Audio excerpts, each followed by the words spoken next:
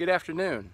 I see all kinds of videos on YouTube and I kind of wonder why people make them and put them on there, but if you're watching this, you're probably like me, watching those other videos of people getting ready to go pick up some piece of antique equipment or machinery that they're going to take back to their shop and work on and share the progress. So I figured, why not? I'll do the same thing. I have my trailer loaded up, chains, come-alongs, ratchet straps, some planking, and I'm going to go pick something up, maybe tomorrow or maybe not. So that'll be the next part of the adventure. Stay tuned. Here we are, day number 2, outside of Ford City, Pennsylvania.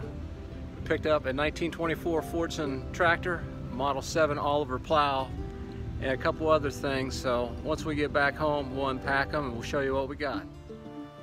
Well, here we are, day number 3. 498 miles round trip, and we're back home with a 1924 Fordson Model F.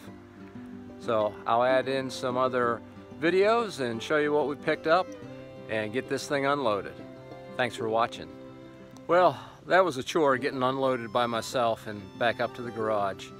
So let me show you what we ended up coming home with. 1924 Fordson Model F. The previous owner stated that it had been restored, rejuvenated about 30 years ago, and it has not run in about 10 to 15 years. But the previous owner did install a new radiator and a homemade guard for the front. Looking on the manifold side, it's a Holley 280 manifold, but it's mated to a Zenith carburetor, and it still has a couple of the connections for a Pierce governor. Unfortunately, other than the governor, we don't have any of the other attachments. It does appear to have a high compression head, but it also has a Champion number 25 spark plugs in it, which are the 1/2-inch pipe plug threads. So if anybody knows anything about this high compression head, let me know. Looks like the numbers are S as in Sam 2018-F133D as in David. The number on this machine is 408027 for 1924. Has a New Day style commutator or timer on it, and it looks like the belt pulley might be a Fordson. I don't see Rockford cast in it anywhere.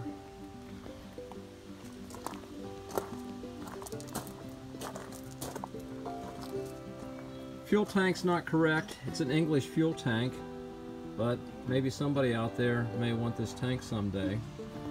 Put the correct one on it. Got the patent date dates here on the dash. Controls for the commutator and choke. Toolbox is pretty good. No tools in it though. Late style hitch.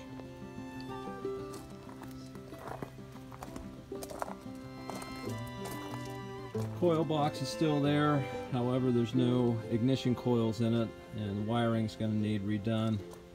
Also with the plumbing on this fuel tank, you have the wooden block separating the spark plugs, but to my surprise the the oil screen is still in there. So that's what we ended up with for a new old tractor to bring home. And the next cut will be some of the other things that we brought home with it. We ended up getting 2 front wheels made up for rubber tires, a fuel tank, a footrest. Picked up this control rod. The reason I wanted it is because it still had the handle on it, but unfortunately it was broken out of an old dashboard. Bottom half of an air cleaner, pretty bad shape. The internal is broken out of it, but what is there that I really wanted was the gasoline for starting only side tank. We picked up another toolbox, and we also picked up this Holley manifold. It will need a repair, but it's an original one. In the bag that I didn't open up is another coil box. It's in really great shape. And then unloaded down here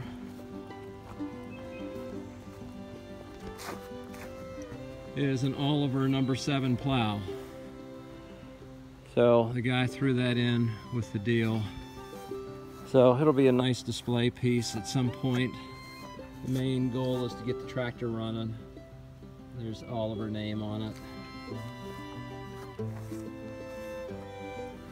So thanks for watching, and we'll try and get some updates posted as we make headway with this project.